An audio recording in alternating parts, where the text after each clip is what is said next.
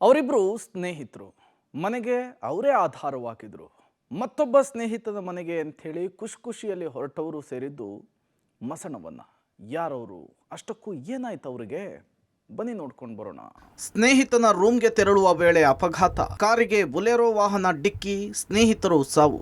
ಮಾಗಡಿ ರಸ್ತೆಯ ಮಾಚೋಹಳ್ಳಿ ಬಳಿ ದುರ್ಘಟನೆ. ಹೌದು, ಇಬ್ಬರು ಸ್ನೇಹಿತರು ಮಾರುತಿ ಕಾರ್ನಲ್ಲಿ ಸ್ನೇಹಿತನ ರೂಮ್ಗೆ ತೆರಳುವ ವೇಳೆ ಡೆಡ್ಲಿ ಆಕ್ಸಿಡೆಂಟ್ ಆಗಿದೆ.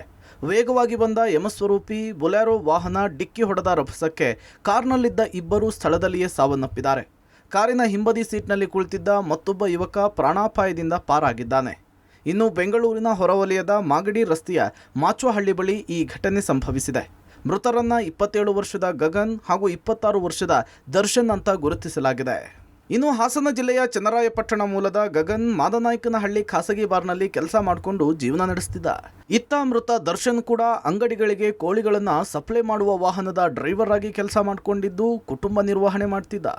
ಈ ನಡುವೆ ಎಲೆಕ್ಟ್ರಾನಿಕ್ ಸಿಟಿ ಬಳಿಯ ಸ್ನೇಹಿತನ ರೂಮ್ಗೆ ತೆರಳುತ್ತಿದ್ದ ಮೂವರು ಸ್ನೇಹಿತರು ಮಾಗಡಿ ರಸ್ತೆಯ ಮಾಚೋಹಳ್ಳಿ ಬಳಿ ಕಾರ್ ಆಕ್ಸಿಡೆಂಟ್ನಲ್ಲಿ ದರ್ಶನ್ ಹಾಗೂ ಗಗನ್ ಸಾವನ್ನಪ್ಪಿದ್ದಾರೆ. ಪ್ರಾಣಾಪಾಯದಿಂದ ಪಾರಾಗಿದ್ದ ಯುವಕ ಖಾಸಗಿ ಆಸ್ಪತ್ರೆಯಲ್ಲಿ ಚಿಕಿತ್ಸೆ ಪಡೆಯುತ್ತಿದ್ದಾನೆ. ಇಲ್ಲೇ ಬಾರದ ಕೆಲಸ ಮಾಡ್ಕೊಂಡಿದ್ದೆ. ಒಂದು ಟಿ ಗಾಡಿ ಮಾಡ್ಕೊಂಡಿದ್ದೆ, ಒಂದು ಕಾರ್ ಮಾಡ್ಕೊಂಡು ಕಂಪ್ನಿ ಬಿಟ್ಕೊಂಡು ಕೆಲಸ ಮಾಡ್ಕೊಂಡಿದ್ದೆ.